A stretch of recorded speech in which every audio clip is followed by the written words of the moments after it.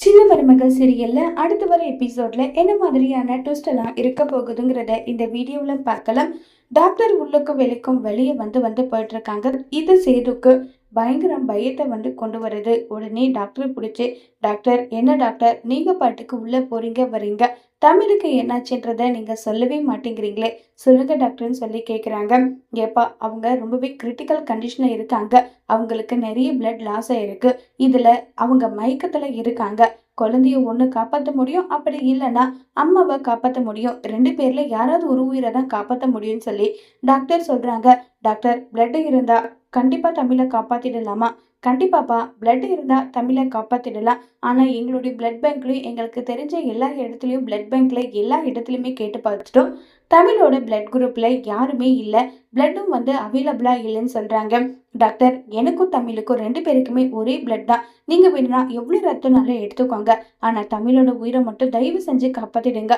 குழந்தையோட உயிரை காப்பாத்துங்கன்னு சொல்லி சேது சொல்ல, இதை கேட்ட ஐஸ்வர்யாவுக்கு பயங்கர கோவம் வருது. என்ன மாம்ஸ், என்ன பண்ணிட்டு இருக்கீங்க? அவ உங்களை அசிங்கப்படுத்தி அவமானப்படுத்தி நீங்க கட்டின தாலிய உங்க முகத்துல தூக்கி எரிஞ்சிட்டு போனவள உயிரை காப்பாத்தணும்னு சொல்லிட்டு இப்படி பண்ணிட்டு இருக்கீங்க. இங்க பாருங்க மாம்ஸ், நீங்கெல்லாம் அவளுக்கு பிளட் கொடுக்க கூடாது. அவ உயிரை காப்பாத்தவும் கூடாது.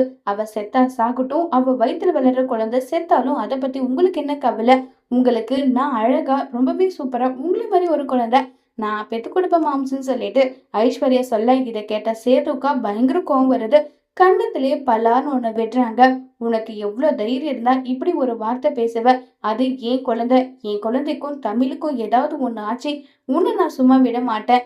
ஏதோ போனா போகட்டும், ஏதோ ஒரு குழப்பத்துல உன்னை கல்யாணம் பண்ணிக்கலாம்னு சொல்லி நினைச்சேன்.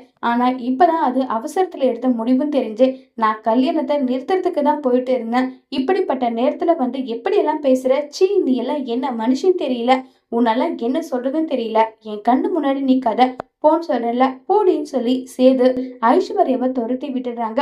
டாக்டர், நான் பிளட் கொடுக்குறேன், எப்படியாவது தமிழ் உயிரை காப்பாத்துங்கன்னு சொல்லி சேது ஃபீல் பண்ணி அழுதுட்டு இருக்காங்க. அதோடு இந்த பிரமோவை முடிச்சிருக்காங்க.